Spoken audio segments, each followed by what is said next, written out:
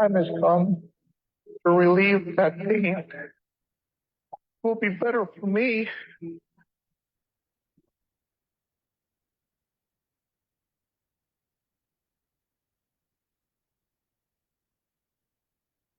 The Pain Clinic Pro Wrestling Talk Show.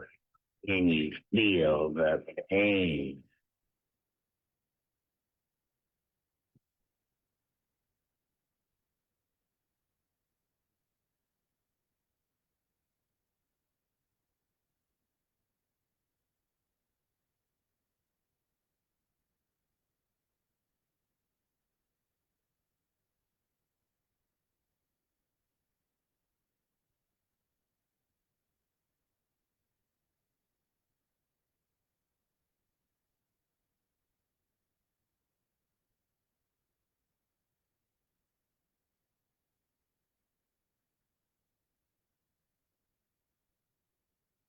Good morning, wrestling fans. Welcome to the Pain Clinic for July 19th. Happy July 19th.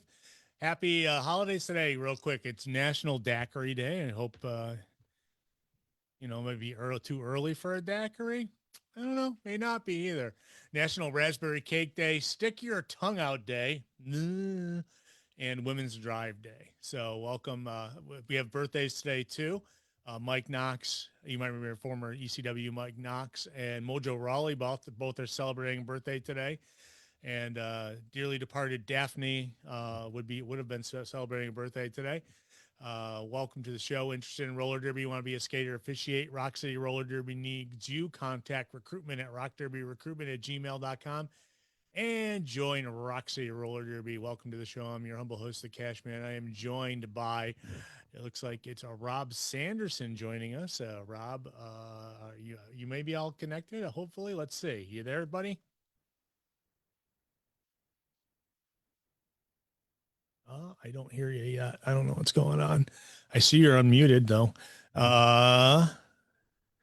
Well, hopefully I hear Rob again in a second. He's here someplace, but we got a lot of things to talk about today. And you just interrupt me, Rob, when you get connected. I will stop talking, but we have a lot of things to talk about today, including All In. Obviously, we have the results of All In from last weekend. Darby's return, Seth Rollins injured, Jelly Roll, and Goldberg's final match, which was last Saturday at Saturday Night's Main Event. We're going to dabble in a little bit of all of those today. Hopefully, you guys got a chance to see all that stuff. If not, you'll hear the results of it. But I know somebody sent me a message. They're like, well, you're talking too much AEW. I'm going to leave early. And it's like, well, there's more than one kind of wrestling. I also forgot to mention Slammiversary is tomorrow night. And there's some special things going on at TNA Slammiversary, obviously, with their WWE tie-in. We'll get to that as well. But people were, not too happy that we spent so much time talking about All In, though it was like their WrestleMania. So why not talk about it? You got a little bit of a shift change in what was going on, and I definitely wanted to do a little bit of a review of that before we get into other things on the show. And that's All In did happen last Saturday in Texas, where the baseball Rangers play. It looked pretty packed. Look, it was a good setup. I thought it was a great night of wrestling, but it definitely, according to some of the things that came out, it looks like there was about 175,000 pay-per-view buys. You definitely can't beat that. Of course, it didn't beat out either of the other All-Ins from before, but it was up there pretty close. Except it was the lowest of the three, but they did make a big announcement. Next year, AEW is going back to Wembley Stadium to do All In Sunday, August 30th. So it'd be later in the summer when they go back to do it next year. Kudos to them. But they looked like they had about 30,000 people in the stadium, Global Life Field in Arlington, Texas. Tony Khan kind of came out in the post show and talked about that the show went. Hello. Hey, there you are. All right. Show went real long. I mean, it was like 6 hours from That's from 3 o'clock to 9, not including the couple hours of pre-show. Rob, we're talking about All In. I was just giving the facts out about the cells and everything. I could hear you, and I appreciated that you said the baseball Rangers, because that always confuses me as a hockey guy first. But Of course. So but it was a great night for AEW. I thought it was a solid pay-per-view. It had some lot of waving highs during the night. It was good. What'd you think of the pay-per-view? I mean, we'll talk about specifics in a minute, but what'd you think? How'd you feel? I mean, besides the fact, and like I said, it went 6 hours. It was long. You imagine if that had started at 7 o'clock, what time it would have ended at? was it only 6 hours? Because it felt like more than that. It went from 3 to about 9. Yeah. Yeah. Plus the 2 hour pre-show, which only had an hour of matches. But Yeah. as expected, really good show.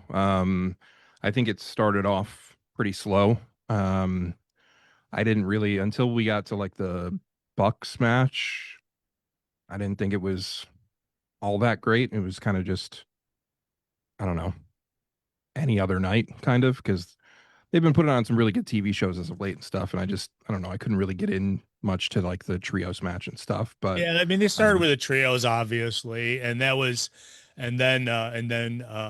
we got to the Casino Gauntlet after that, which was exciting, I guess, one way or, I mean, I was kind of disappointed by the men's gauntlet, to be honest. Like I expected a little bit more, and maybe my expectations were too high for it, but I feel like it was just kind of like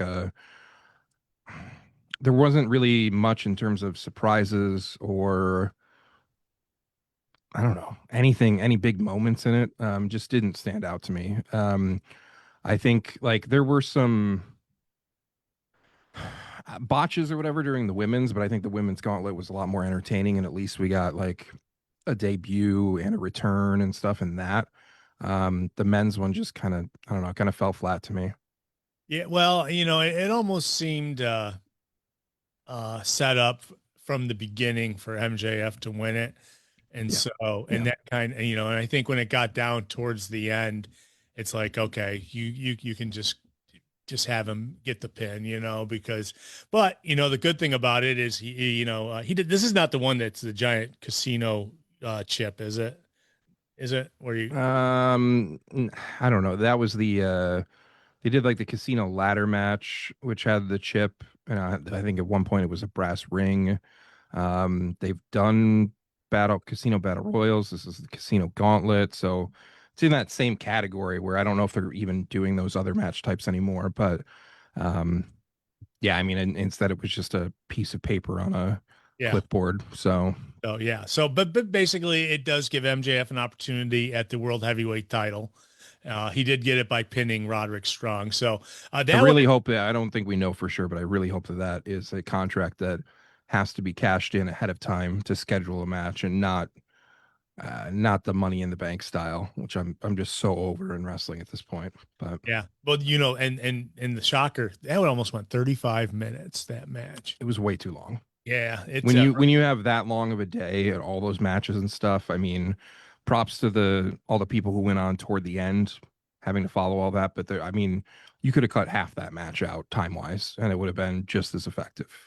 It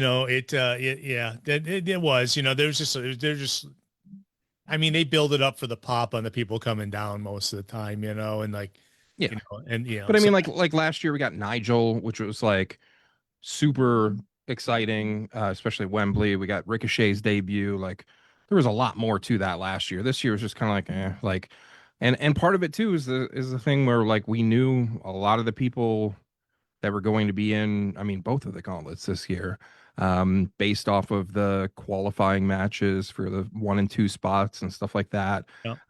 There wasn't really like music hit and it was like, yeah, I was expecting this person in it. When I would much rather have no clue who was going to be in it. It's like, and like for the men's one, they put 3 people on the screen because it's like, oh, and you're going to see Mystico too. Yeah, but what if it ends after 2 people? You're telling me it's not going to. Like, yeah. I don't know.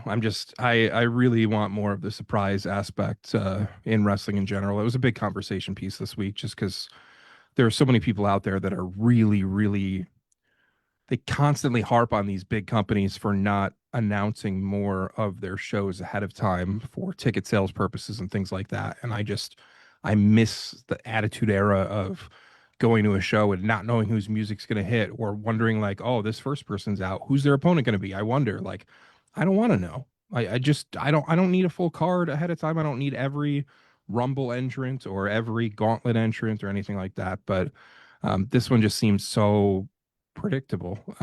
Where You know, the interesting thing is I was thinking, who's doing double duty? You know, who's going to be in another match as well as this? And pretty much nobody was. I mean, they didn't use anybody who was in another match. So, which was a good thing. which is the way it should be. Yeah. And that I mean, I feel that I've always felt that way about like the Royal Rumble too. Yeah. I never wanted to see people that and even away from this match, like there's so many people on the roster. I feel like this is a broken record, but like you know, I'm really happy that like, for example, like Dustin had a good moment and Sammy got to have Yeah. an appearance in like Globe Life and stuff, which is a big deal for him as a Texas boy and everything. But like, those guys didn't need to have 3 matches in like 18 hours. There are a lot of people that didn't get to wrestle at all, and I just don't. And that's such a disadvantage. Like as soon as they knew that they had to change the TNT title match, to me at that point, change the pre-show match. I don't care what it does to like the Von Erichs and stuff, if it makes it a tag or something, but you had a pre-show match that had Dustin and Sammy in it with no titles on the line. Yeah. They had just defended their tag titles the night before, and now they're both going in the TNT title match an hour later. Stop. Like take them out of the pre-show match. It's a pre-show match. Yeah. And that, which to me, it's just, I feel like, and I guess kind of preemptively, I'm kind of diving a little bit too much into some of these matches, but like Dustin winning the TNT title match, cool moment. I have no issue with him holding that belt. I like the moment and stuff, but a lot of the booking around it I don't like, including you're having this guy who's been around for what 5-6 decades in wrestling, who has already wrestled 2 matches prior to this in the last like 2 days to 1 day. Not even, because it was a nighttime show Friday night. Yeah. And now we're talking Saturday afternoon. And he can go in and beat 3 other people, including like a Kyle Fletcher, who you're seemingly pushing to the moon slowly. Like to me, that kills the other people in the match to have him win. Like, yes, it's an opportunistic type of thing where somebody can steal a pinfall or things like that. You know, the way you knew MJF wasn't going to win, like by dominating people, he's going to steal the pinfall and stuff like that makes sense. But when you have a guy who's older than anybody else in the company, who's wrestling for the 3rd time in 18 hours, beat 3 other people, it just kills the other 3 people from a booking perspective. I just we are all sure Kyle was going to win that too, pretty much. I mean, it was 100% certainty if it was him and Adam Cole. Once they did that, it was just like, all right, well, I didn't really understand. Again, I'm not upset about who they put in that match, but I know a lot of people were. I don't really understand, like, it goes from a singles match to a 4-way because one person's out. Like, I just don't. It didn't have to be.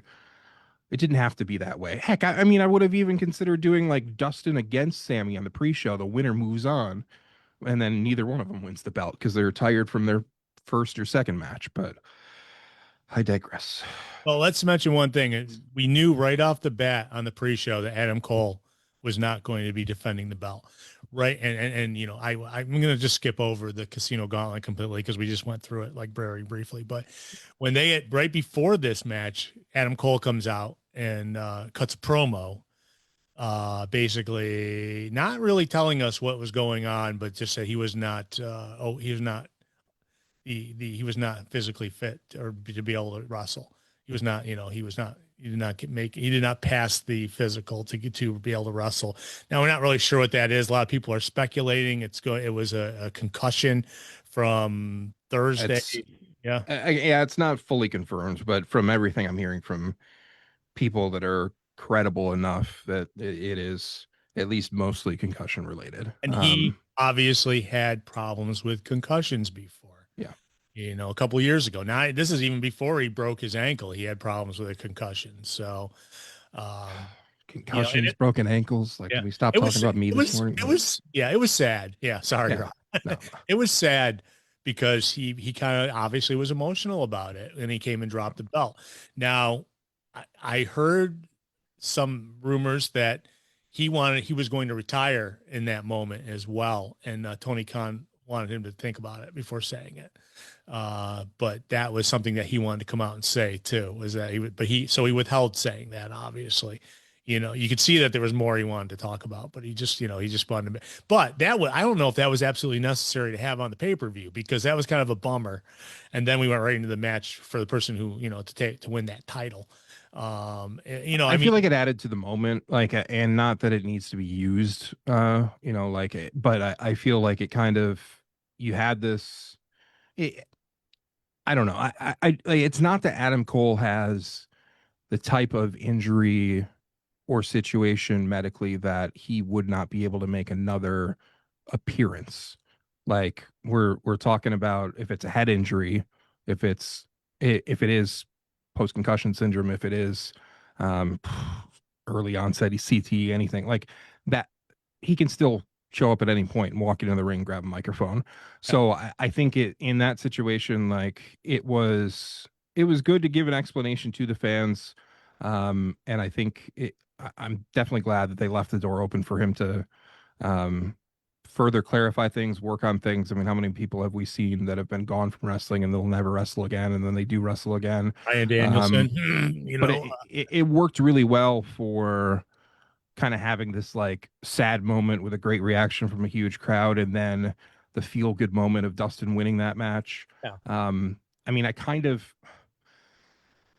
hate to say it, but I don't know if I hate to say it, but like, it kind of was nice that they did swerve that finish, because like you said, I mean, all of us were going into this show expecting Kyle Fletcher was going to win. Yeah. And then they changed the match, and it's like, all right, well, Fletcher's still going to win, but like, this is the match now or whatever. And like, we'll see how like good it makes him look or whatever and stuff. And nobody was expecting Dustin Rhodes to win that match. So for somebody who preaches like, stop the predictability in AEW, I was happy. I was happy being swerved like that. And I don't think Dustin's gonna have a long reign or anything either. Do you think Tony, like, knew people like us were out there saying we knew this was going to happen, and he's like, oh, they think so, huh? Well, everything's changing in this match, but he also has a Rhodes with a title on in his company, and I think they kind of point. I mean, I believe I heard was Dustin saying something about his brother or something. I can't remember exactly, but I think, other people had mentioned Cody, but not by name. But I thought that it was, I thought it was definitely a feel good moment. Obviously, the guy's in great shape, wrestling 3 matches in like less than 24 hours. And obviously he got handed the belt by Sammy Guevara as his teammate. And I like that little face off they had in the middle of the match too, as well, where they, it's like, hey, we're in a match against each other, so let's do it, and it was, I thought it was, it was kind of a fun match. But you're right. I mean, but Dustin being, my age and winning a title, or maybe I'm older than Dustin, maybe closely, but kudos to them for putting it on that, and also catching us unpredictably, which led to the next match, obviously, Swerve Strickland and Will Ospreay versus the Young Bucks. And a lot of Young Bucks get a lot of criticism, but man, they always put on great matches. And I thought this was definitely a good one on the show. It definitely, it definitely picked up, I'm obviously the stipulations, we're kind of crazy. And I think I was complaining last week, how could Ospreay be taken out of the title picture for a year by losing? So I thought it was a fun match. And it's like, I think Ospreay got hurt, or was been working hurt for a while. And he's obviously going to take some time off. Yeah. Yeah. And that's unfortunate, but yeah, I mean, same exact thing we were just talking about. Like, I did not expect the Bucks to lose once that stipulation got changed. And I'm happy that, I like to be swerved again. I don't know if that's the result that I would have picked if I were booking it.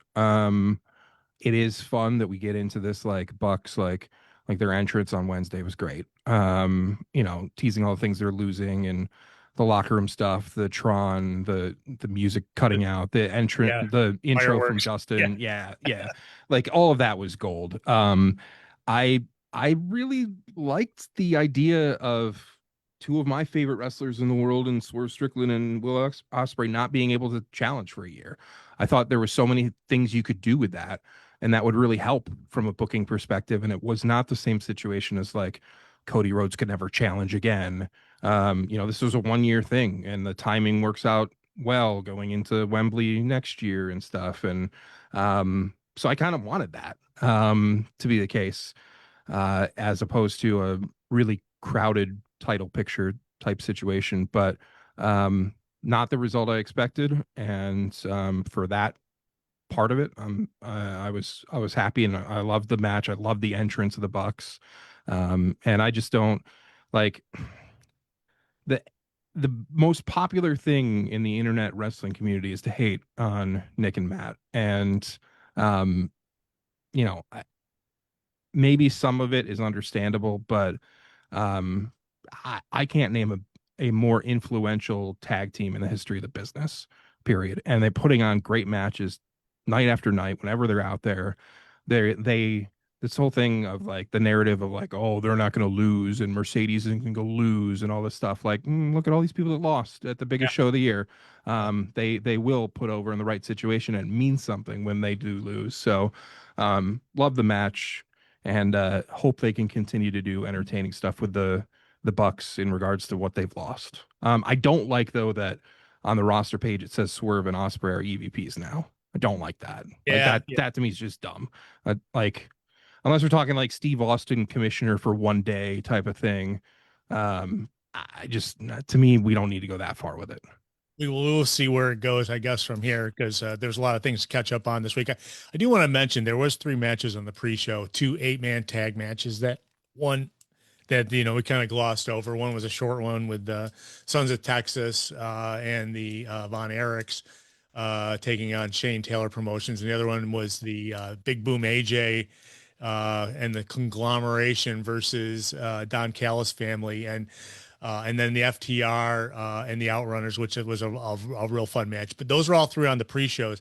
The only thing I really got out of all the pre-shows, besides, fun matches, was the Big Justice getting freaking pie-faced by Trent outside, Trent Brett outside. I love that because I don't care for maybe the best looking spear of the weekend from Big Justice. Yeah, that too. And that what led to the pinfall there was the spear, the return spear back. But I was cheering him on when they pie faced him to the ground.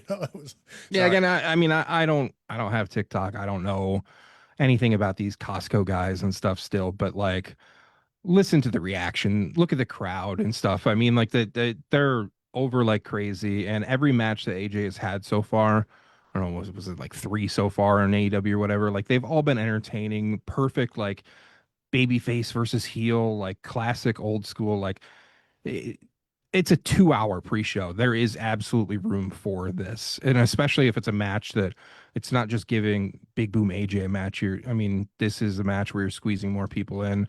I think it's effective, especially because this is only like a pre-show match on the biggest of pay-per-views, maybe 2 or 3 times a year or something. It's totally fine. That crowd loves him. Yeah, they did. I didn't take anything away from him. I didn't mind, even though we kind of like, wow, you're someone, who was it? Oh, it was the announcer. It was Nigel saying, "You're killing the business," when freaking when the spear happened. I believe something like that came out of his mouth. It was, by the way, Nigel was on fire. I wish they would have kept him on the whole show. I hate when he had like, he obviously we got to get everybody in, but there's certain it's tricky because like I've always been I've traditionally been anti 3-man booths or more. But Nigel's so good, and I am so entertained when it is Excalibur, Taz, and Shivani. When Shivani doesn't have to lead, but he can add in his like side comments and stuff. When Taz does like one line of singing out of nowhere. When Excalibur just starts laughing at the other guys, like it to me, it is so entertaining. So I like that they've got like that dynamic. And honestly, maybe it would be fine if you, with such a long show, if you just throw Nigel out there and let the four of them do the show. I mean, obviously you're squeezing JR in later. That's a separate topic, but like, Yeah. you know, if you're calling an 8 hour show, a 14-day long show, like you can have four guys out there and they all just kind of get to save their voice a little bit. You know, maybe that is the way to go, but all of Yeah. them were on point and just super entertaining. Yeah, I definitely, and you mentioned JR. It's good to see JR come out and show everybody's live. And by the way, I want to say, hey, Mhm. Rennie, enjoying listening to the show from the DMV. 66 people in there listening right now. DMV. Yeah, the DMV, the Department Wow. of Motor Vehicles. He's down in DC area, so I can imagine Talk about feeling the pain in the morning. Yeah. woo-hoo! So let's get to the next one. Casino Gauntlet, women's match. Athena pinning Mina Shirakawa at the end of that. But that was entertaining. I thought that was a lot of fun. And like if you have a match to get in all the people who weren't wrestling for the men, you have to do the same for the women. And I thought it was definitely a solid. I like the was this the first one for the women? Second. Second one, okay. Yeah. No, I really liked it. I mean, I guess I would almost like to see them do like when it's a show where they have like a men's and a woman's, maybe have one of them do a battle royal and one of them do a gauntlet, as opposed to both doing the same thing the same night.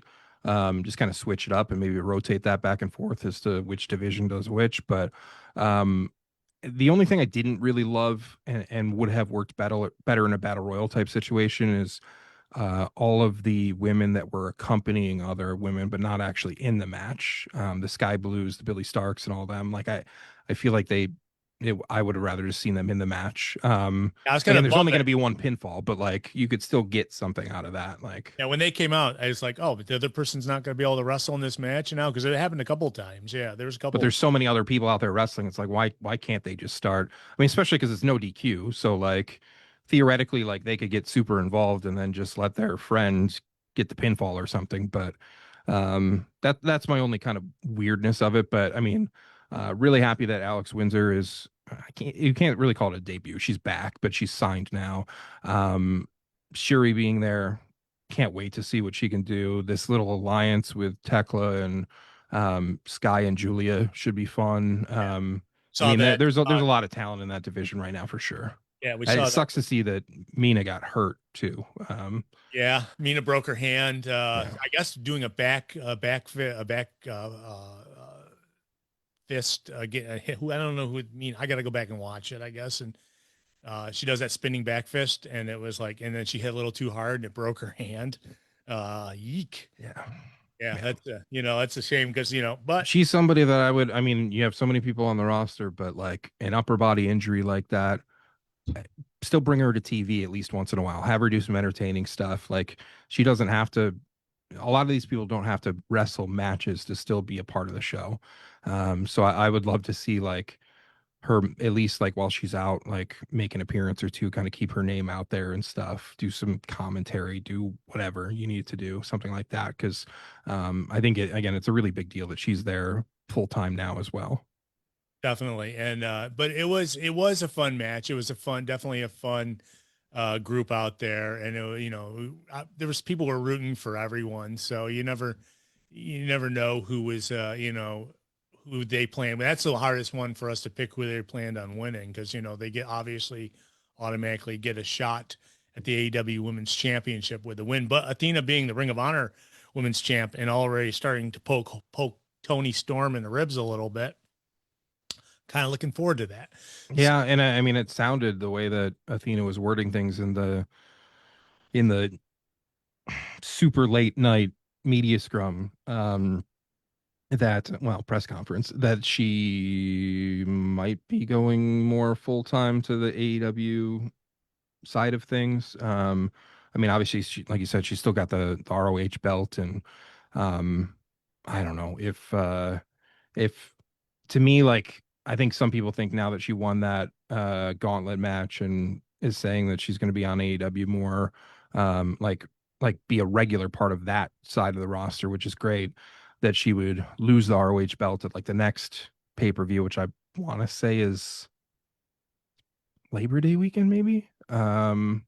August Uh, is I feel like they're doing it as like like not part of an AEW pay-per-view weekend, which I like. I like them keeping it separate. But if she can hold it until Final Battle, it would make more sense because that's December. She could face Billy for a third year in a row and actually lose it this time, as probably should have been the case last year. But if you're going to keep Billy on the ROH side, let her finally get that win. But if you wait till December, then you can hit 1,000 days with Athena, which obviously nobody in ROH has ever done that with any of the belts. ROH didn't have a women's title for years, so Yeah, but even I mean, even on the men's side and any of those belts, they've never. She's already the longest reigning champ of any belt, which is it's still crazy to think about with some of those really long reigns like Joe had and stuff. But so that's what I would do with that, but find more ways to keep working her in on stuff in the meantime. So next up, we had the three-way tag team match for the AEW World Tag Team Championships.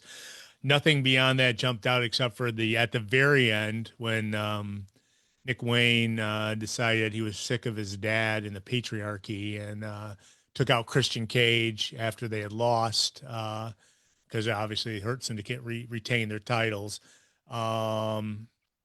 It was a fun match. Speedball Mike Bailey is a lot of fun to watch. Him and Kevin Knight were doing all these great moves off the ropes. I thought it was a fun, it went pretty fast. And then is that when we had Adam Copeland show up at the end of that and kind of Well, kind of, because know. you had him show up and then run all the way stage left and then come back to the center and then pose for his pyro. I between that and Didn't he to a bring that much up lesser today? Didn't like he bring that up on Wednesday? He said that somebody said that about him. somebody Yeah. brought it up. Yeah. And like it just in that moment, like hit his music and have him run to the ring. You can pose after you go do the save or something, whatever. That bothers me so much. And honestly, it's between a mix of that, like mostly that, and then like Wednesday where he comes out and does a promo, and yet again he's like talking with his back to the hard cam and stuff. He's gonna Yeah. talk to like I just it. There's certain things there that just bother me like crazy. And especially like more than anything, it's the run to stage left. Like you come out, you're in a big stadium. It's going to take you a second to get to the ring, but no, you got to run all the way over to the side. Like there's no logic in professional wrestling when somebody's got a chair in their hand and they're about to hit somebody with it, and then music hits and they're like, "Oh, I'm not gonna finish this swing." Yeah. Like Freeze. you could still hit the person with a chair in plenty of time before the person gets to the ring, especially if they're going to run all the way to third base or whatever, like and come back. Like, what are you doing? There's no like those spots will always bother me in wrestling, but like this was like 10 times more than that. From a logic standpoint, it just bothers me, and it's so.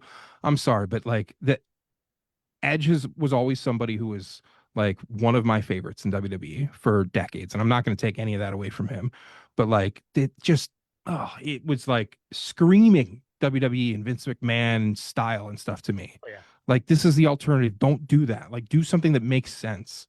That was probably my most hated part of the entire pay-per-view was his entrance there. Like it's just like this is so dumb. And I mean the forced like go find yourself like whatever. I guess that's fine. It was kind of weird. Yeah. But I like that, they didn't immediately reunite. They got to tease it a little bit and No, it's draw it going to out. take a while. It's good, which is a good thing. That's good. That part's good. But Yeah. like the ring is straight ahead, Adam. Like Hold on, I got to wave to people in the crowd on each end to be. It's and that I wish I wish there were people there in the crowd that were right there in the front where were like, dude, like point, like the ring is there. Like go, are you gonna save the guy or not? Like I wish Nick would have still just hit him with a chair, with a concerto. Oh, that's the thing too, is what, just because someone's music starts doesn't mean I'm going to freeze up in the ring. I mean, in all reality, I'm still going to keep that swing going. It's not going to stop me halfway through, but every single time that happens in wrestling, it drives me insane. Yeah, it's just not very logical, you know. It's like you know, it's Especially when you're in a stadium and it's going to take you that long to get to the ring. Even if you make a straight line and you sprint, still plenty of time for Nick Wayne to finish. That it would take him not even a second to hit that chair. Like he didn't even have to stop. He could and just then run out of the follow ring. through. And then he could saunter out of the ring. Like he would still have plenty of time to get out of there. Yeah. I just want to see the picture of Edge and Christian doing the Coldplay camera thing, you know. I don't know if anybody's going to beat the Fanatic from last night, the Phillies game. I saw that. So good. Especially when he dived. I Oh, don't know. it was, I like it was perfect. I love the Bret Hart Goldberg one though. That's one of my favorites. So. Bill Goldberg. Yep. You guys know what we're talking about. Yeah, we will talk a little bit about Bill in a little bit. But Yeah. so then we move up after that match to Timeless Tony Storm against Mercedes Moné. And you guys are right. I'm going to give you credit. You and Danny were right on that. I was hoping, you know, obviously, you know, being a 24-minute match, it was a solid match without a doubt. And there was some interesting things done by Tony Storm in that match, especially her comment after about. I'm not going to bring it up. There might be kids watching. So about kissing lips. Oh yes. Yeah. Yeah. Yeah. Yeah. That was. She did. She did. Gosh. She did. We all looked at each other like, what the F? You know, when that happened. Never ceases to surprise us, the viewers. Right. Oh, Tony. You could really do some scissoring or something, you know? I mean, but yeah, that was a solid match. I loved it. I loved Tony winning. I thought that Mercedes was going to take it. Mercedes did some insane moves in that match. Took some insane moves as well. You know, I was kind of hoping they were going to keep on the Mercedes Moné train for a little bit because then they could build up the rematch. I always like the chase is always for a face of chase is always the best part. You know, sometimes having a heel be champ is great, but I don't know. It was, but it was solid. Your thoughts on that match? I would probably say that was my favorite match of the show. To be honest, I had high expectations for it, maybe too high of expectations, but I like, and I mean, that is also the fault of like, what like Mercedes said or whatever, like, we're going to have the best women's match ever or something like, I wouldn't go that far, but, I thought it was really good from, they got it. Both of them shined in it. There were a lot of surprising moments. There were some great moves. There was some good Luther use in the match. I mean, I don't want to take anything away from Hangman and Mox, but I just feel like this was probably the match that I was looking forward to the most. And I think coming away from it, it was my favorite match of the show. It was really good. Did a lot for Tony winning that. Like it, and for all of the Mercedes Hogan talk out there, like, big stadium show, biggest show of the year, she put over Tony Storm. That's exactly, and again, and it's not necessarily that she did, like, because again, everybody thinks that like she's like saying like, no, I won't lose to this person and stuff. That's not what's happening. I mean, especially after we had this week, we had a Becky Hogan chant going on as well. Yeah. I mean, like to think that like we're not in the era of like Hulk Hogan saying that doesn't work for me, brother. Like, this went exactly as it should. It strengthened Tony even more. I don't think it hurts Mercedes because she still has belts and she didn't lose her belt in this. And I think it's something that this can be one of the top like feuds in the company that can go on for a while. And Mercedes will beat Tony at some point. Will she be the person to take the belt from Tony? I think so, but I don't know that for sure. But one way or another, like Mercedes will eventually get that win, and it'll mean a lot more because of how much it was built up and how much it didn't happen before then. So, and we didn't really get Mercedes this week on TV after the match either. So it was, which is good. Yeah, I think there's a lot of people. That's good. I wish they would have made the same decision with other people. Yeah, I was gonna say we started off with obviously. Well, let's move on to the next match. Okada versus Omega, unbelievable match, crazy solid match.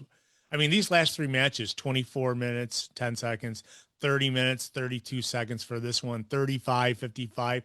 That is an hour and a half right there in the last three matches on the show. But man, winner takes it all. They unified obviously the AEW Continental and International Championship, and now it's the inaugural. Wish we didn't see the other two belts on TV on Wednesday. Wish They were we on Don Callis, right? They were on a yeah, they should just go away, but apparently they're not because they're just doing little Roman Reigns there, right? You know, we're gonna create the universal. I don't title. like they're like he's using the word unified, but I don't believe that they're actually unified at this point. I have a feeling that there's going to exist separately, like moving forward. And I don't want that. Like less belts, please. Now all you did so far is add another belt into the mix. Like if we're still going to see the international belt and the continental belt, we do not need to also see a unified belt. Make it just the unified belt or keep the other two and don't add a third. Yeah, yeah. Well, you know, maybe if they just have Don Callis putting the other two on his shoulder or whatever. But overall, match was super solid. I mean, obviously, these guys know each other. Yeah, their chemistry is as good as any two have ever had in this business. There was like a 4-minute period in that match where it was like move after move after move after move, and it was like had to catch my breath because they, you know, when they stopped, because it was like it was just awesome. It was well worth it. Unfortunately, Kenny Omega not going to be around. I guess he's been written off for a while. Not sure exactly why. Maybe something that happened in the match. Not sure, but oh man, that was what that, you know. And as much as you loved Timeless Tony Storm or Mercedes Moné before that, man, this one was just a perfect match to have after it too. You know, yeah. I mean, I hate to throw in like what would sound like a negative comment, but I mean the match was incredible. Those two guys are so good. It's probably it doesn't even feel right to use this word, but it's probably the worst of their series of matches, and it was still that good. Yeah. So I think some people probably had even higher expectations for it, but like, I mean, they haven't had a singles match in 7+ years or whatever. Like, I think it was great, and all things considered, the way the show went, yeah, I know there was some talk about like that potentially being the last match of the night. I'm glad it wasn't. But it was a perfect match to be able to follow Mercedes and Tony, because not many of these matches could have. No, definitely. And then obviously we get to the last match. Hangman Adam Page, Jon Moxley, Texas Death Style match. You know, it was very good. I don't know if it deserves to be 5.5 stars like it was given by apparently Dave Meltzer. But you know, I mean, it was, you know, it was also, I mean, all the fans on Cage Match gave it a 9.62 out of 10, which is as high as you get, basically. Yeah. It was really entertaining. It was, I mean, I think more than anything, it was about the story and the chase and the moment where he finally was able to open the briefcase after the match, and you could see the belt again, and it still had Danielson's plates on it because Moxley never cared about the belt, never even put his own side plates on it and stuff. Like, there's so many little details to that were so good. The match itself was crazy. It was what you expected from a Texas Death Match. There was some really gross stuff. Speaking of Danielson, he showed up. We got to see Darby Allin during the match. Making his return as well. Swerve, Ospreay, the Bucks. Yeah, as we expected, there were a lot of shenanigans in it, and it was a super entertaining. It was a great main event. Like it's, and again, it was a Texas Death Match that actually took place in Texas, so that's fine. But like, I do want to also see like each of those guys have regular wrestling matches sometimes, or other type of stipulation matches, but this was, I mean, they totally delivered on it. And I think most people like the finish of the match. I don't always love those specific spots, the hanging spots. Yeah. He is Hangman. I get it. I think that Moxley's sell job for that was fantastic.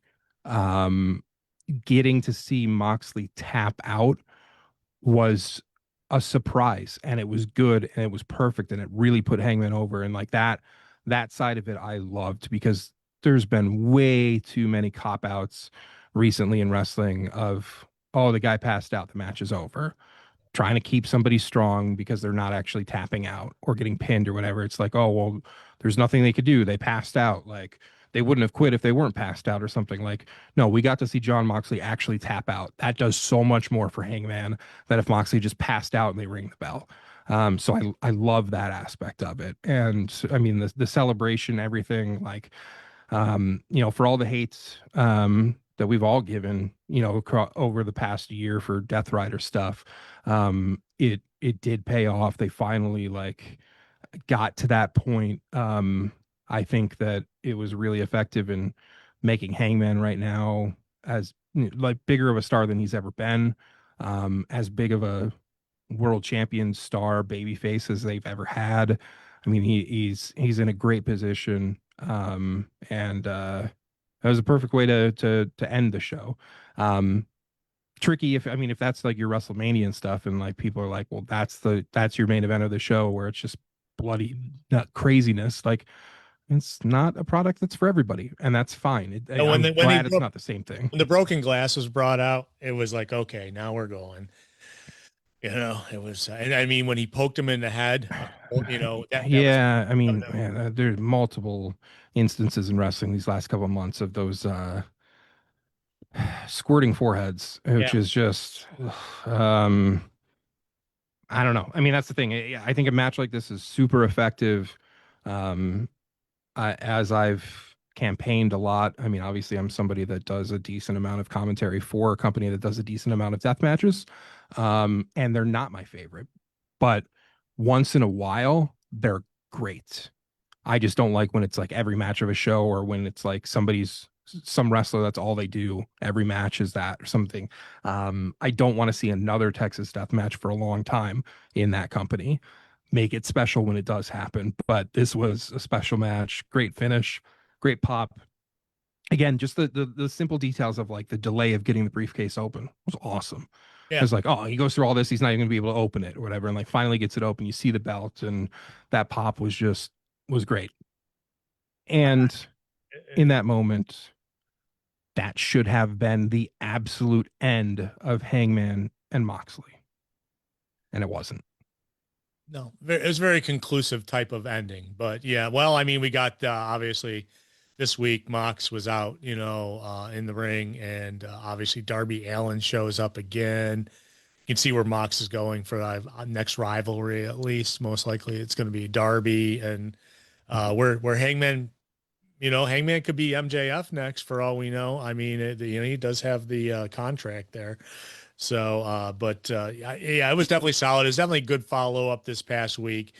That's my most annoying moment of the week in professional wrestling was the moment when I saw the match graphic for Dynamite. You just got through that feud. You just had a death match where Moxley tapped out. He should be beat up. All these other wrestlers on the show are legitimately out for a while from stuff. Yeah. John Moxley should not have been on Dynamite, let alone in a match against Hangman, even if it's a 6-man. When I saw that match graphic, like I wanted to throw my phone. Like what it was stopped. Like the go home shows, I have plenty of complaints about, but these follow-up shows after a big show do not go right back to rematches or things like that. Like, I don't want to see Moxley and Hangman in the same ring for a very long time after that. Like, that should be the blow off. Like, it was a death match. Yeah. And when I saw that, I was just like, it made me not even want to watch that match. Like, it's so annoying to me that like it's so cheap. Like, oh well, we'll put them in the ring together again on Wednesday night. Give the Chicago crowd this. Like, no, like that was one of the biggest, if not the biggest, main events you've ever done on the pay-per-view. Let that be the memory of it. Like, yeah.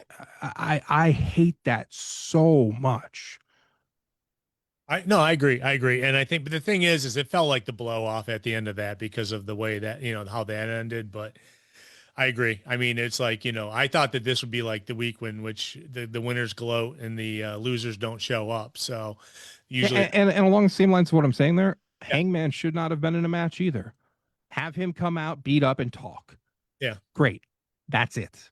There's no reason. He was also in a death match. He just happened to win it, but he took a beating in that match as well. Should not be in a wrestling match 4 nights later.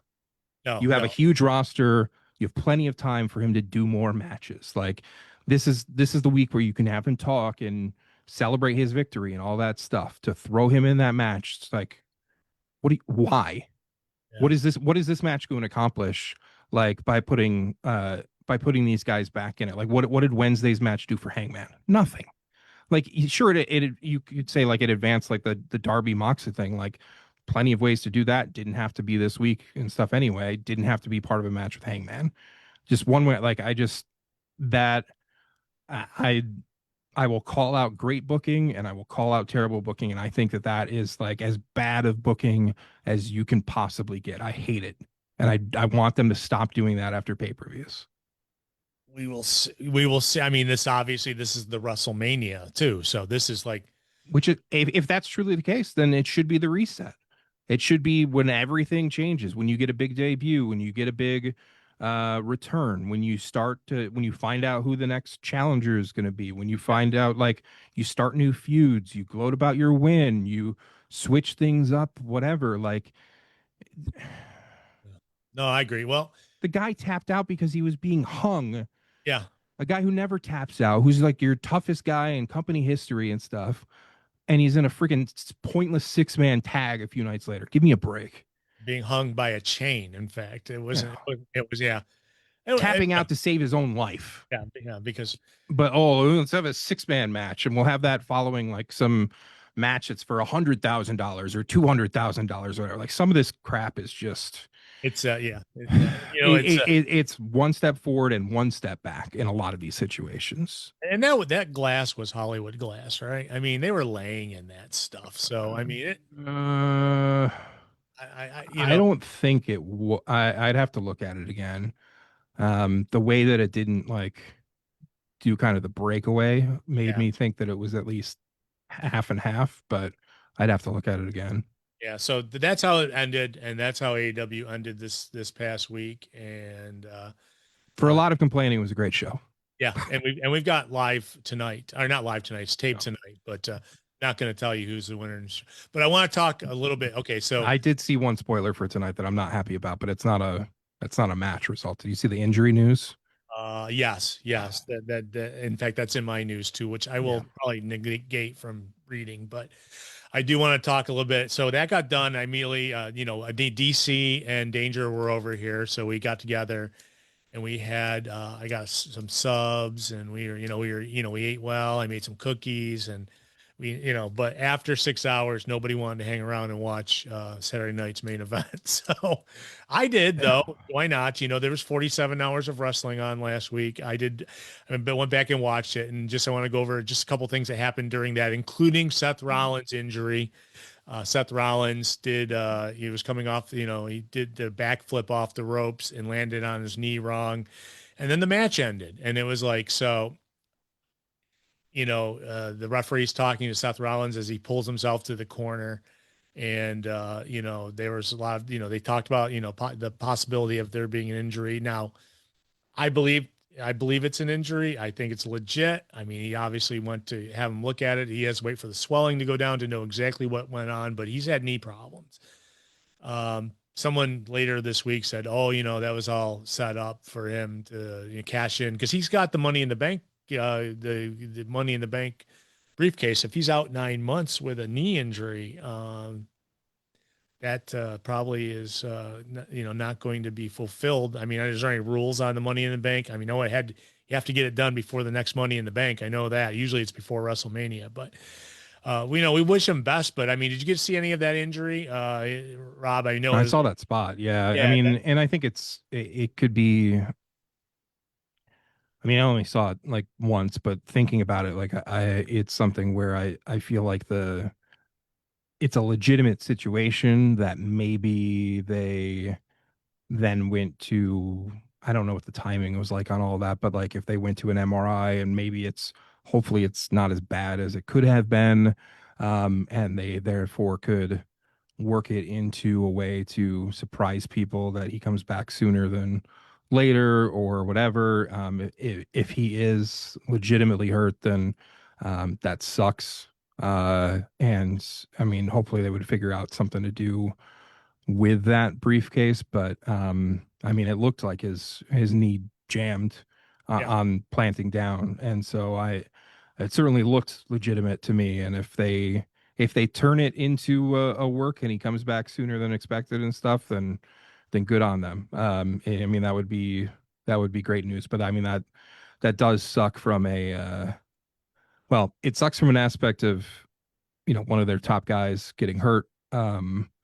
If that's prevented another guy from holding the belt temporarily on the show, then I don't hate that part of it, just to be honest. But I don't know, all the rumors that Goldberg would have won and then dropped it to Rollins or something like that, all in the same night. I don't think Goldberg was ever winning going into that night. I don't think so either. Pretty sure of it, but yeah, I did want to mention that when an injury does happen on live TV, it kind of screws up the timing, and there was a good couple minutes of Seth Rollins in the corner talking with the referee and talking with the doctor, and then as soon as he stood up, he walked over to LA Knight. LA Knight put him in his finisher and got the 3 count.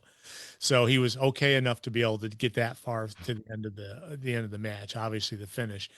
But then, obviously that was leading up into the final match, which I was immediately scared they were going to have to make Goldberg go longer than he was intended to because of an injury before that. And they did kill some time. They did so kill with, like packages and things like that going on. And we got to the, I do want to mention, we also earlier on the show started off with Jelly Roll coming out with Randy Orton. Jelly Roll obviously is wrestling. Yeah, he's going to be wrestling obviously Logan Paul at SummerSlam, but it's a tag match though, right? Is it a tag? I think so. I don't know. I think they said it was a tag. Yeah. I don't think nobody's helping him up. Okay. So if it was one-on-one, geez, like, yeah. No. So so far he's made Logan Paul look terrible every time. I mean, he's like, he goes, much to do that. He threw him down and, obviously after Randy Orton, when he was like attacking Randy Orton, and then apparently, Jelly Roll was hosting a late night talk show and brought out his tag partner, Randy Orton, and then Drew McIntyre showed up, and then Jelly Roll ends up choke slamming Logan Paul through the table the host's table.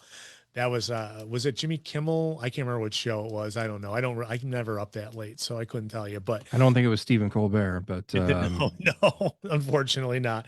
That's another topic.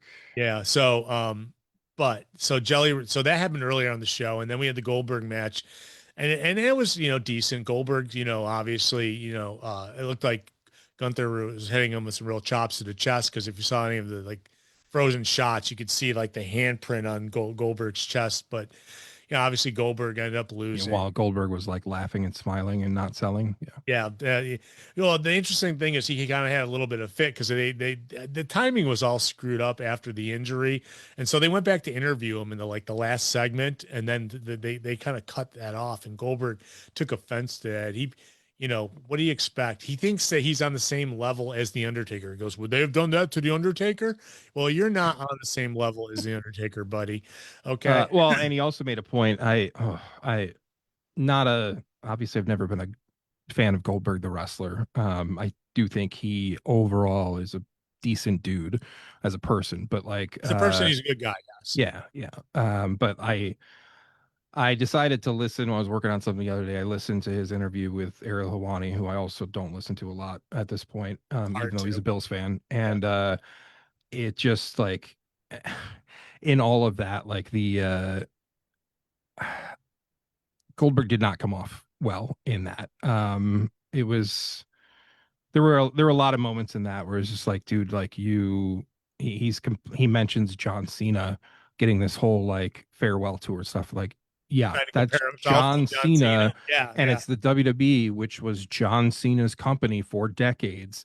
You came in and did like a few matches, whatever. Had a match where you got booed out of the building at Mania and the Garden and stuff, and like you're not getting a farewell tour all around the world. It's not happening, buddy.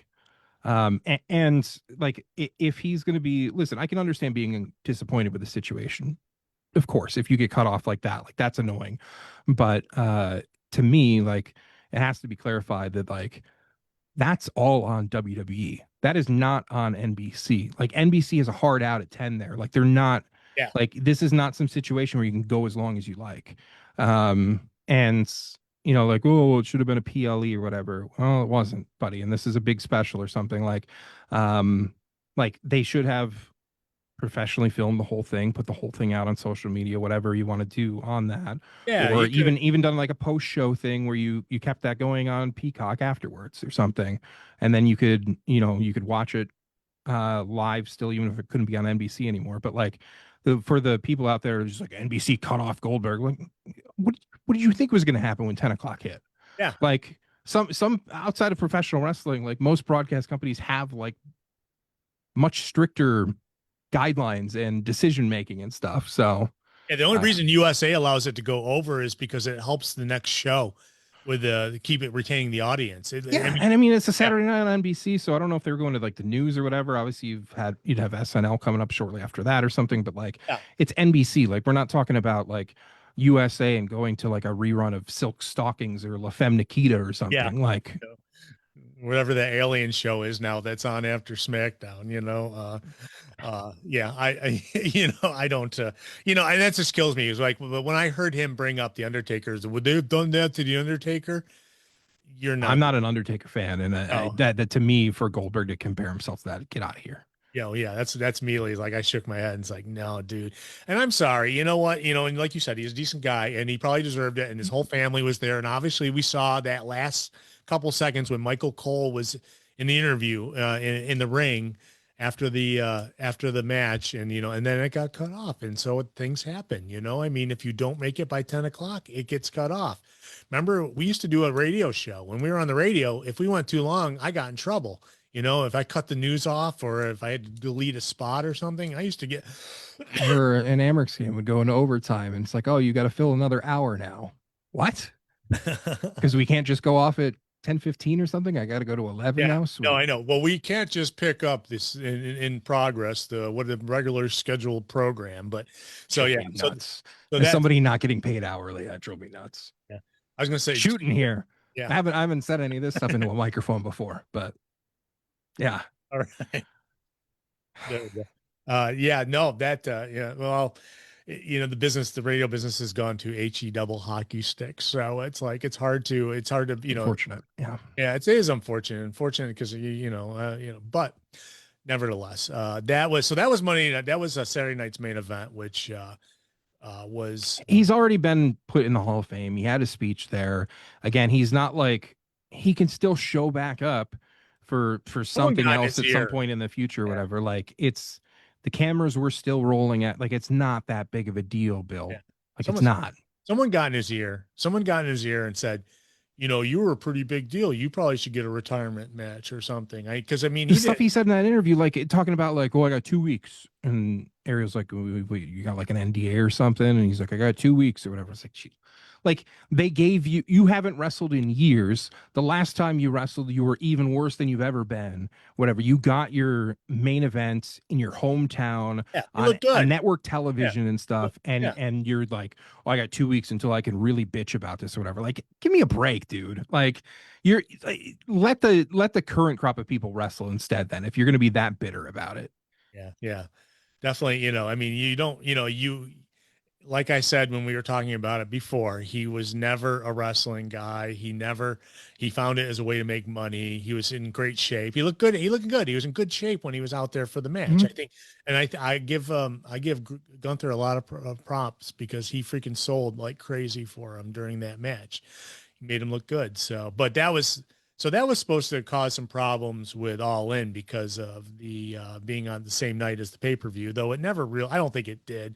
I don't think it stopped anybody from buying All In. I don't think it stopped. It didn't hurt, they draw minuscule numbers on Saturday night's main event on NBC. I mean, nobody really programs for the weekends on And national TV.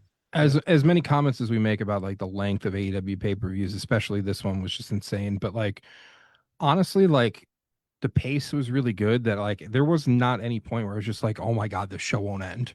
And That's that when it's has 1 in happened the morning. before. That's when it's 1 in the morning. You Right. know? And yeah, it might have really been because of that 3 o'clock Eastern start that I was just like, this is fine. Like, whatever. Like, do I want to watch more wrestling after this? No.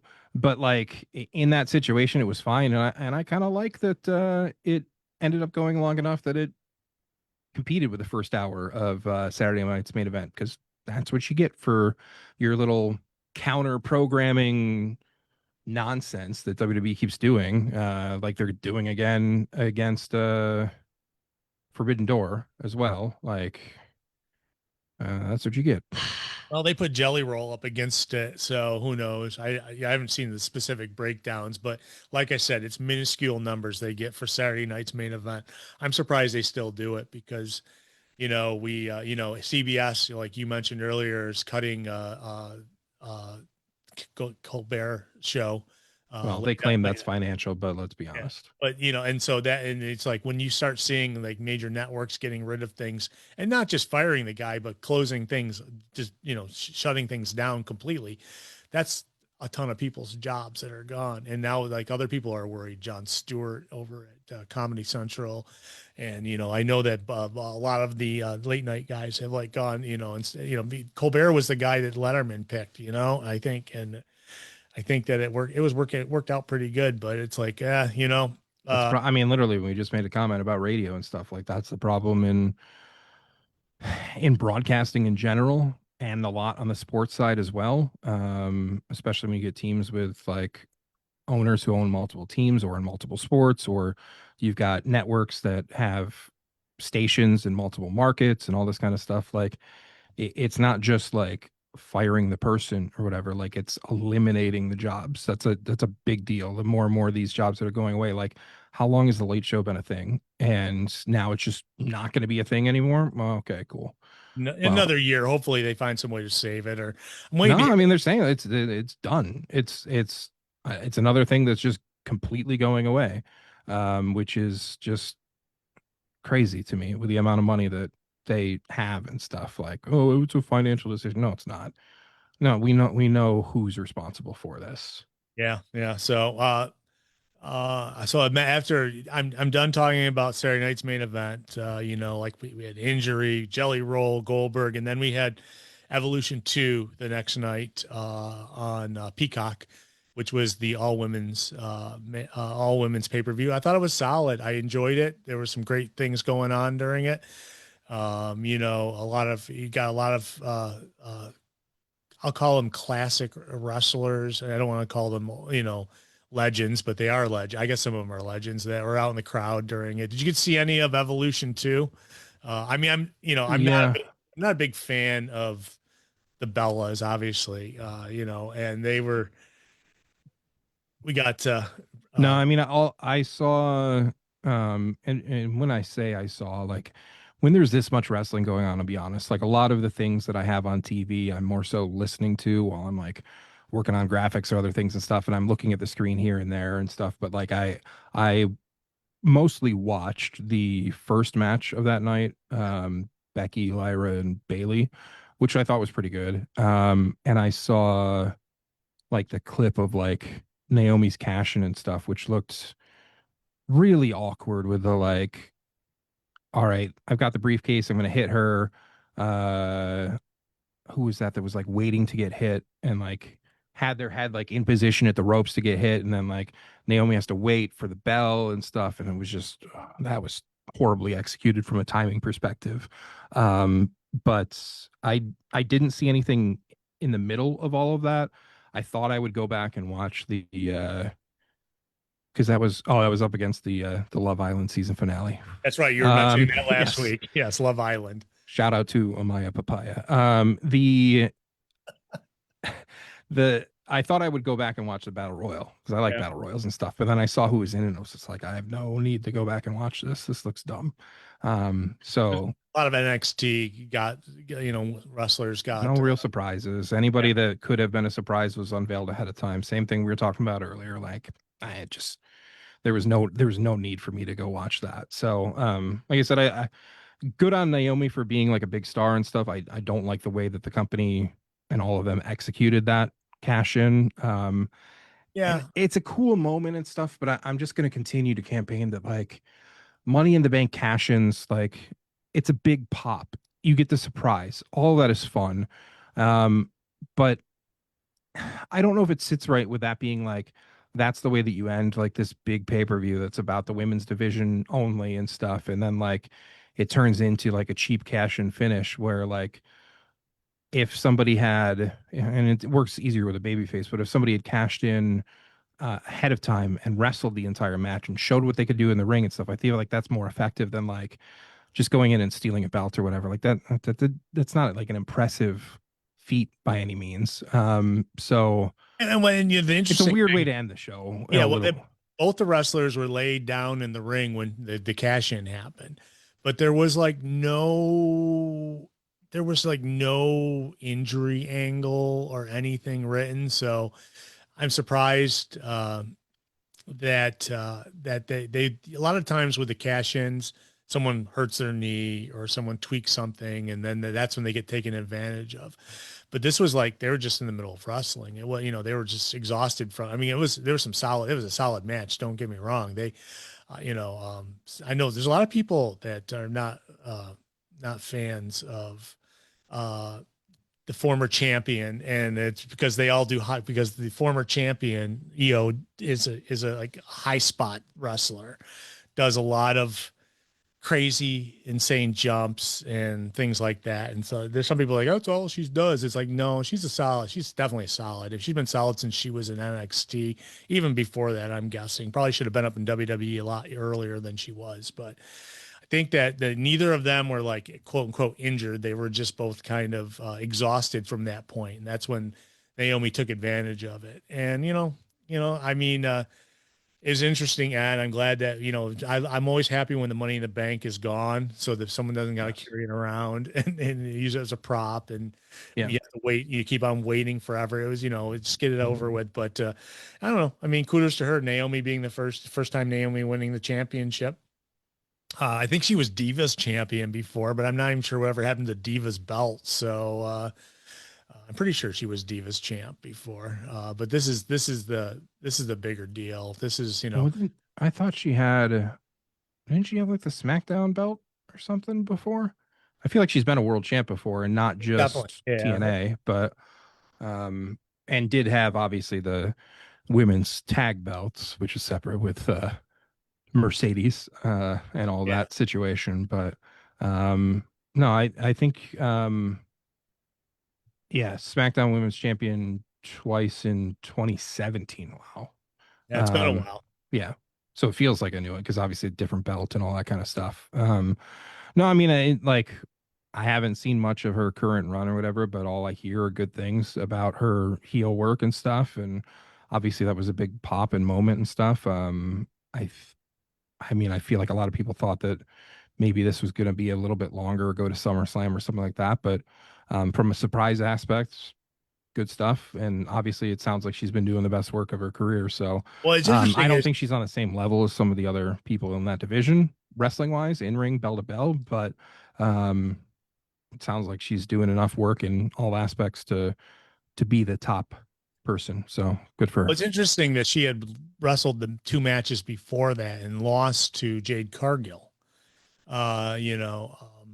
So that I think that, and then obviously they did the Evolution Battle Royale where Stephanie Vacker won by last eliminating Lash Legend. But it was a really kind of quick pay-per-view. It didn't last. It went fast, for, 7 matches. And, I think that besides Trish Stratus losing to Tiffany Stratton, there were some, high points, but I definitely think Naomi obviously coming out with the women's championship. women's world championship, not to be mistaken for the WWE women's championship, which there are two different things altogether.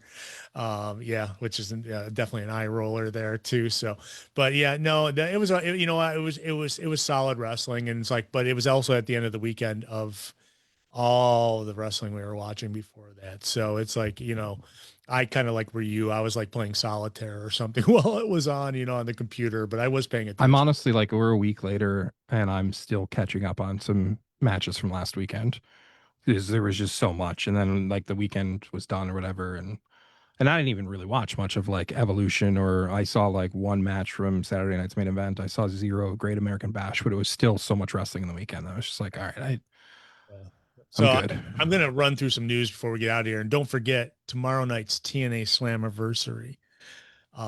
And We'll be watching that. there is an AJ Styles makes his return to TNA during the event. So that's definitely happening. It's They're too playing- bad. Like, I understand it completely from a business aspect, but man, I wish he was coming back as a surprise appearance and just let that go viral and stuff. As opposed to it being announced ahead of time. Like, that's like the number one instance ever of I wish we didn't know about it. But obviously a lot more people will be watching and buying tickets and stuff because they know. So I get it. Just kind of sucks from that aspect. Yeah, because they've got to fill that place. They've got to fill the UBS arena in Long Island. And Well, they're not going to fill it, but they've opened up more tickets than they planned to. So good for them. I mean, they're Yes. still going to it's going to be the best crowd they've had in a decade and all that stuff. And that's really good to see. they're going to get a lot of WWE people showing up since it's their TNA Slammiversary is TNA's WrestleMania. Mhm. Though I thought Bound for Glory is technically. but it's one of them. Okay, it's Yeah. definitely one of their big shows. Then they're going to have some surprise appearances. Obviously, I mentioned last week Enzo, or whatever he's called nowadays, is going to be there. He did promise someone's coming with them. He did mention Zilla Fatu when he was doing a promo on TNA this past week. So maybe Zilla Fatu will be coming as well. Zilla being the son of the late Umaga, obviously. And yeah, we haven't seen Zilla since we thought Zilla was going to WWE, but you know, there's always room for more Samoans. So I have not. I don't think I've seen a Zilla match since calling his last one GCW here. It's I don't know. Hopefully, I'd love to see him show up there and actually be working matches that people can see and stuff, and not. I don't know. He had so much momentum, and then it just stopped for. We talked about reasons and stuff. Yeah, so. Yeah. When he said I'm leaving, you know, GCW or whatever, you know, but nevertheless, he's going to be there with Enzo. So you get your first look at Zilla Fatu if you've never seen him before. Other news, AEW did say they're going back to Wembley Stadium next year. That's interesting. That All In will be August 30th. That's like the end of summer, you know. Usually All In falls in July. So it's interesting. No, it's been because they do it on that last bank holiday weekend in England right. But they couldn't do that this year. Which I'm glad they switched up. I don't think it should be Wembley every single year, but they had to switch that up because Coldplay was already booked there. So I don't know. Yeah, Coldplay in there. I don't know what other CEOs and stuff went over for that, but Coldplay had that booked years in advance. So yeah, so I did mention somebody said this morning, I saw on Twitter, like Coldplay hasn't made a single in years, but they just made 2 this week. Yeah, that's terrible. I've seen that a few times. So we did mention that Darby Allin did show up at All In as well as Dynamite this past week. He should be back in the swing of things. He's obviously going after Mox. But this week is Shark Week coming up, and Darby Allin is he's on an episode of Caught Sharks Strike Back. I don't know.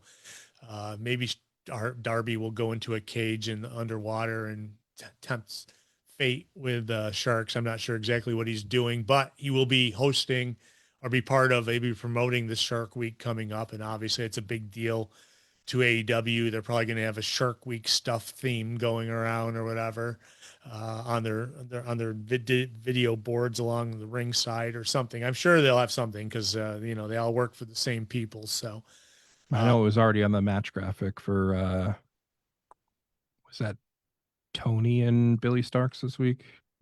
I know it had the Shark Week logo on it. So. Yeah. That's right. Billy Starks is, yeah. Interesting. Let me get some news. We got to get out of here. We went long. Players Tribune and AEW teamed up to produce a documentary on Mark Briscoe and Jay Briscoe called 2 and 1. The Briscoe story. It debuted this past Thursday. You can check it out at theplayerstribune.com. It's a great documentary. Fantastic. I highly recommend it. Yeah, you definitely don't want to miss that. I'm okay. I got to the injury part. I'm going to skip that. the injury that may happen tonight, but if you're going to watch, I don't know if that's really a spoiler. I mean, I hope it's not. I think it's okay to say. Okay, well, this week there's a you know how much I hate spoilers, but yeah. So this week on AEW, I'll tell you real quick. Dustin Rhodes comes out with the TNT title. Got Ricochet versus AR Fox. Bandito, Mascara, Dorada, Mike Bailey, Kevin Knight versus Lance Archer, Rocky Romero, Josh Alexander, and Henchicero in an 8-man tag. Roosh versus Shibata and Taya Valkyrie versus Alec Windsor. What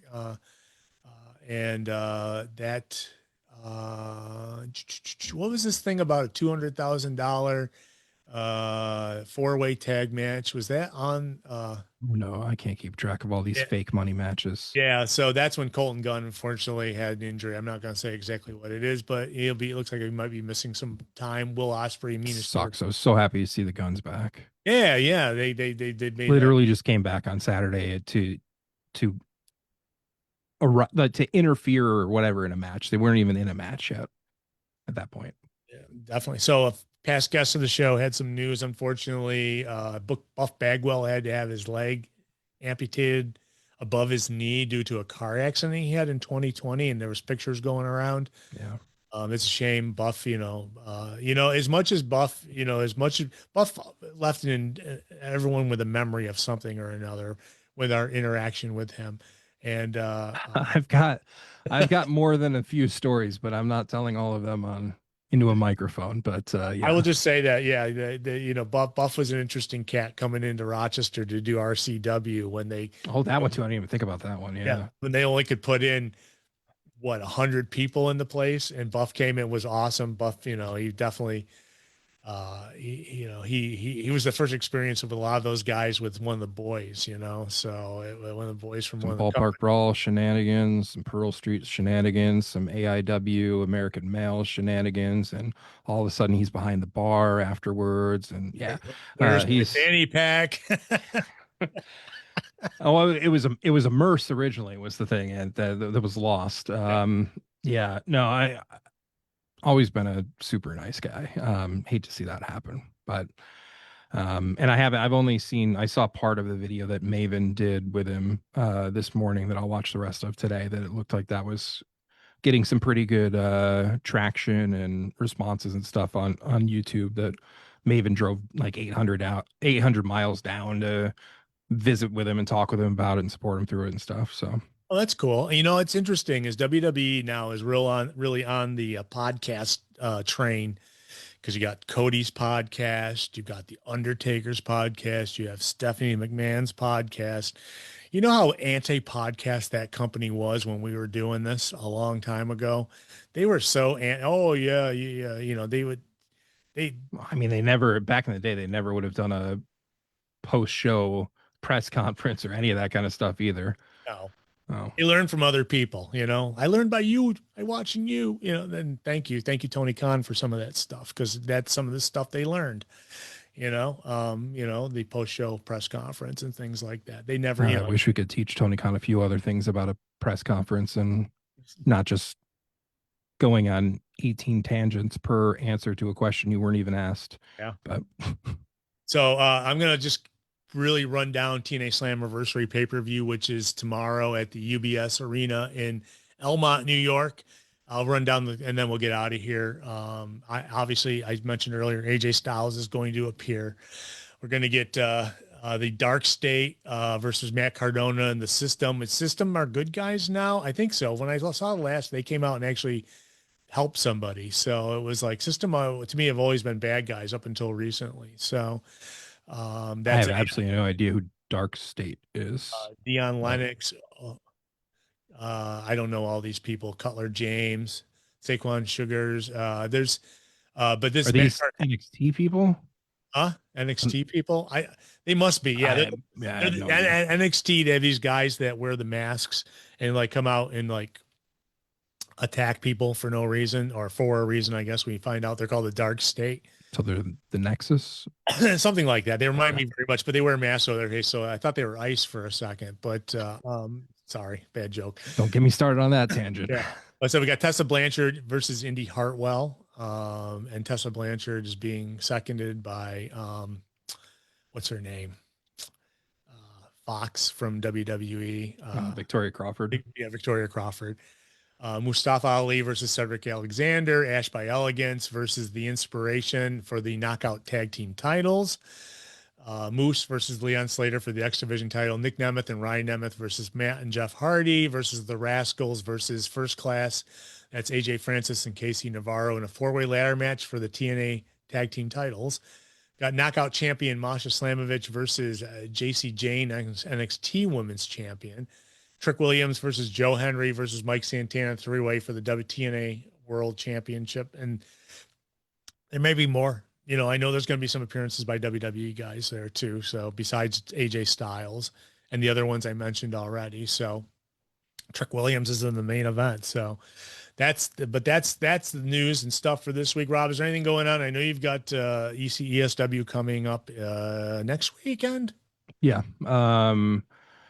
Today I will be watching GCW's Bash at the Ballpark from Coney Island. That's a really big card for that one that I would recommend checking out.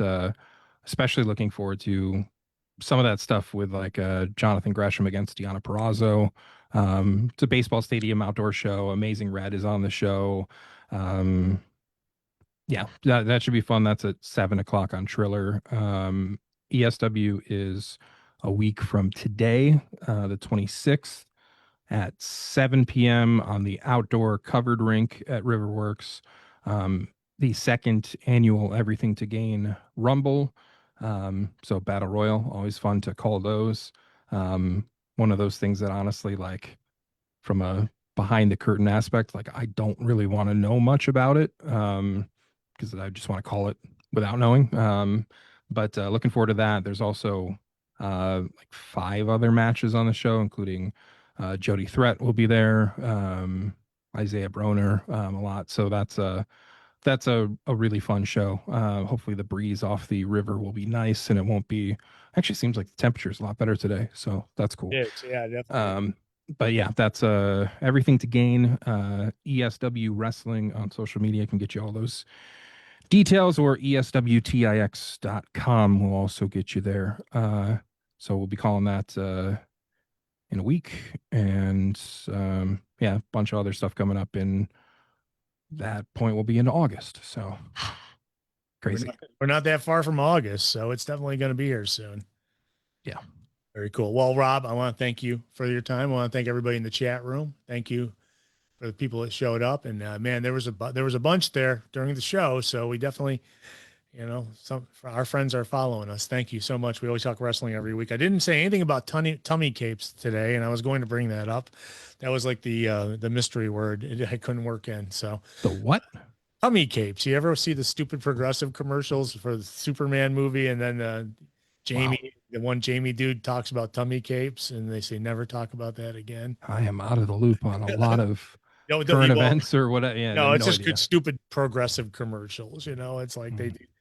But because they were talking about Superman's cape, you know, and it's like, you know, we wear tummy capes, whatever. Don't say that again. They kind of rip on him, but I think it's funny. Nevertheless, I did not mention that, but I did get it in. See, I work words in too. I had like 3 words. That was a really cheap way to get in a secret word, but fine. Yeah, you got it in. Yeah. It's not really secret when I'm telling everybody, but so we're going to get out of here. I want to thank you guys in the chat room. We'll see you next week. Body slam someone you love, and we're going to get out of here. We went long. Thank you. Thank you, Rob.